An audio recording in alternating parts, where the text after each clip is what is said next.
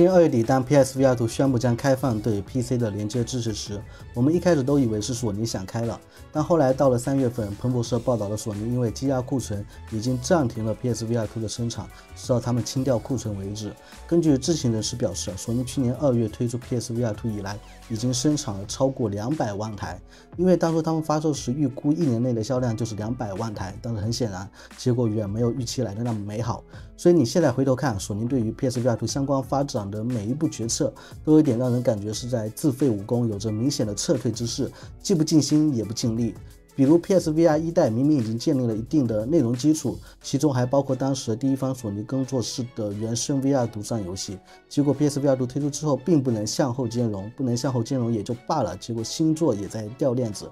月初，《宇宙机器人2》正式官宣9月上线。众所周知啊，《宇宙机器人1》在 PSVR 1代时期绝对是称得上的代表之作，所以绝大部分人下意识就会认为《宇宙机器人2》支持 PSVR2 游玩是理所当然的。但是索尼一如既往的给 PSVR2 玩家脸上来了一巴掌啊！更离谱的是，开发团队还表示 VR 更适合于赛车这样的第一人称游戏，不太适合宇宙机器人这样的第三人称游戏，即便在续作正式发布后，也不太可能为其增加 VR 模式。这个观点对于 VR 玩家来说显然是不买账的。事实上，以 MOS 系列为代表的第三人称 VR 游戏，既不会造成运动症，又能保持传统平面游戏的精良关卡设计，这几年明明有着很好的口碑和认同度。其实没有什么更深层次的原因，单纯就是索尼对待 PSVR2 的布局上是没有完整规划，肯定是先有宇宙机器人2的开发项目在前， PSVR2 的诞生在后，才导致了现在的局面。严格的来说，索尼 PSVR2 目前除了《地平线》《伤之呼唤》是第一方的原生独占 VR 游戏，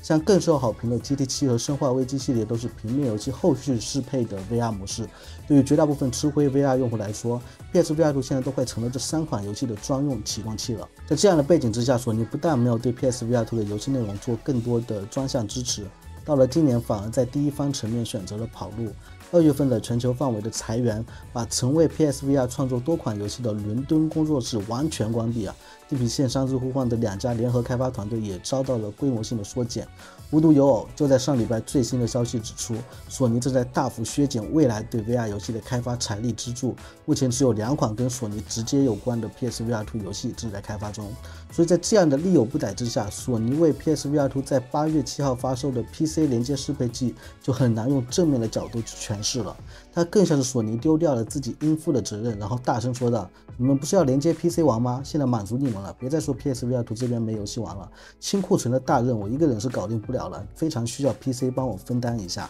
做生意嘛，本来也无可厚非。结果这个 PC 适配器却也是个极品中的极品，除了另外要再花$60以及单独购买 DP 1.4 的线外，它连接之后竟然不支持在玩 PC VR 游戏时的 HDR 效果、眼动追踪、头显震动反馈、自适应扳机和触觉反馈。不是啊，那我买你这个玩 PC VR 游戏干嘛呢？跟脱裤子放屁有什么区别？感情你这个又重又大的一个适配器，啥特色功能都没有解决，这代表了什么呢？代表了 PSVR2 原计划里从头至尾就没有想过连接 PC VR 这件事，它的设计本身就没有留这个后路，所以索尼做这个决定就是无奈之举。工程师弄了半天也就只实现了亮个屏而已。如今索尼的这一局面，很多人都简单的用缺乏游戏阵容的吸引力来概括，但根本原因还是在于他们对 VR 的认知还停留在16年，他们对 VR 的市场判断、用户需求分析以及硬件设计都是过时的。PSVR 1代半年销量破100万，寿命周期内破了500万台。索尼想当然的认为下一代因为硬件的升级，买账的人会更多，所以预期第一年 PSVR2 能够销量200万台。但他们忘了彼时的 VR 市场已经经历过一次严酷的寒冬，他们只是很侥幸的刚好处于 PSVR 1代的尾声阶段躲了过去。等他们再度重新上马的时候， Meta 已经带着无线 VR 一体机的 Quest 系列冉冉升起。去年 PSVR2 发售时我就提醒过大家，你们要考虑到4个月后 Vision Pro 的亮相以及8个月后 Quest 3的诞生，这2个设备代表着已经迈入 Pancake 透镜和彩色透视的一体机头显时代。这不是指主机连接方式能够带来多少游戏画质的差异，而是设备本身它的功能和技术路线已经出现了代差。大家要记住，有线直连 VR 头显的本质产品类目就是个显示器。在你买了一个显示器之后，没有实际游玩动力的时候，它就等不到你点亮的那一刻。所以有线直连 VR 头显会更吃平台的游戏生态。如果没有想玩的游戏，根本就不会想着把它给开机。但是对于无线 VR MR 一体机，它因为自带处理器，用户把玩的是设备本身，尤其是有了彩色透视之后，更多的非沉浸式游戏和2D 应用，慢慢的体验价值开始凸显。另外就是永远都有新功能添加进来的系统更新 ，Quest 已经被大家称之为养成系设备，就是它的更新频率已经夸张到用户都赶不上的速度了。很多朋友就算没有时间玩 VR 游戏，丢一边吃灰，也会因为每次更新带来的进步，在1-2周后重新打开 Quest 体验一下。当系统更新一次比一次完善之后，使用的频率也会慢慢上来。当对于有线直连 VR 头显，它终究就是一个不能自己运行的一个显示器。当然，有线直连 VR 头显能够借助游戏主机桌面级的性能，带来超高画质的 VR 游戏体验是它最大的卖点。但索尼忘了，现在不是16年那个大家还好奇甘愿尝鲜 VR 的时代啊！此时此刻 PSVR 用户对于 VR 游戏有着更高的体验需求，同时这样的需求也会传导到 VR 游戏的开发层面，从而导致了 VR 游戏开发成本的压力。之前就说过，这样的有线直连 VR 头显，由于需要借助平面游戏主机的性能，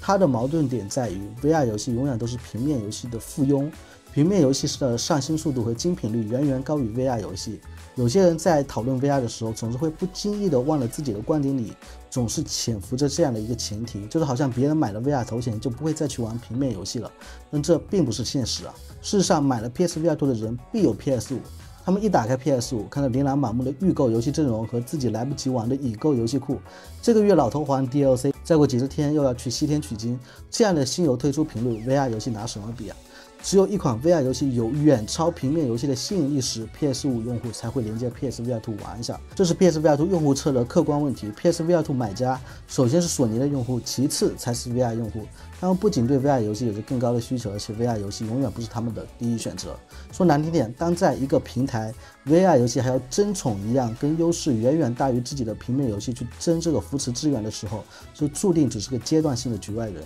同时，游戏开发这一方面也是一样的很现实的问题。同样的一批游戏员工开发相等质量的平面游戏和 VR 游戏，哪个有赚钱的前景？那肯定是平面游戏啊！你 VR 设备都没有卖出去几台，我花掉一样的人力、财力和时间开发的 VR 游戏，谁来玩？听上去似乎又陷入了老生常谈的，没有好的 VR 游戏就没有人买 VR 设备，没人买 VR 设备来支持开发者，就没人开发好的 VR 游戏，这样的死循环。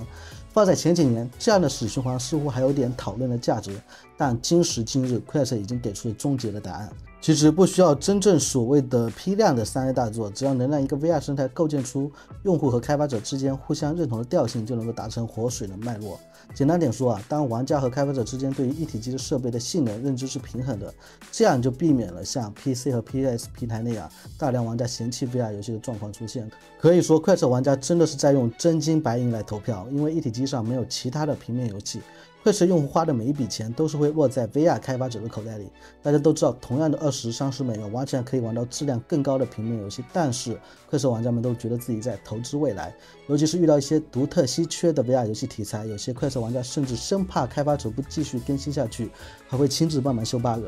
同时 VR 一体机游戏开发者这边呢，都是独立开发者为主，团队人数基本上都是个位数，他们的开发预算成本有限，但同样的，他们回本线也很低，所以这就是为什么 Quest 内容生态能够走出死循环的原因。首先 Quest 的玩家是真正心无旁骛的 VR 信仰者，他们期待着高画质的 VR 游戏，但是对于低画质的游戏容忍度也很高。你会看到 PSVR 2的玩家经常抱怨为什么某某某 VR 游戏没有 PSVR 2版，但是很少见到 Quest 的玩家去求着要 PSVR 2的独家游戏移植到 Quest， 因为光 Quest 这边自己的游戏都已经玩不过来了。另外就是 VR 一体机的性能虽然受限，但意味着绝大多数开发者可以用不高的开发成本去试错。Quest 用户量足以覆盖这样一大批的 VR 独立游戏开发者，从而能让他们站稳脚跟，继续在行业生存下去。于是乎，你会看到这些游戏团队慢慢逐渐扩大，甚至依靠Quest平台就能够推出自己的游戏续作。这也正是我很早就说过了，不要期待平面游戏大厂来做 VR 游戏能够拯救 VR， 要让做 VR 游戏创业的这批开发者成长起来，才能撑起一片天。所以 Meta 就很聪明，他们买断一个知名的游戏 IP 版权后，都是另外找第三方名不见经传的团队做 Quest 的一体机版，一来能够节省成本好好管理，二来能够为 VR 培养这些开发人才。而就在几天前，星星跑酷宣布收入突破1亿美元，累计玩家数达到1000万，日活玩家也超过100万，月活玩家达到了300万。这样的数据对于 VR 游戏来说是惊为天人的，但它恰恰是一款低画质的游戏。有一类坚定的有线 VR 头显支持者，习惯性的吐槽无线 VR 一体机的性能差，游戏画质低。但反过来说，像《星星跑酷》这样的游戏，画质这么低都能有这样的成绩，将来画质再提高了，那还了得啊！总而言之，Quest是目前唯一一个实际用户消费力能够覆盖平均开发成本的 VR 平台。虽然不同时期 Quest 的销量好与坏，用户的活跃度会影响整体各开发团队营收支出的平衡程度，但是起码 Meta 是把它当作主营业务在支持，有足够的空间和时间来给开发者们做调整，并不像其他把 VR 当作支线业务的公司，过个1年一看情况不对就直接撂单子不干了。即便几年内 VR 市场很难再重现Quest 的销量奇迹，但在我眼里 VR 行业的各个维度的每一步都在比4年前走得更稳更向前，所以大家只需要耐心等待下一次的继续绽放即可。OK， 那本期的视频就到这里，我们是不等待 VR 成熟，是陪着 VR 成熟。另外，加入圈，如果你也是对 VR 相关感兴趣，欢迎加入我们的玩家交流社群。最后别忘了给我点赞、投币、转发3连。那我们下期视频再见。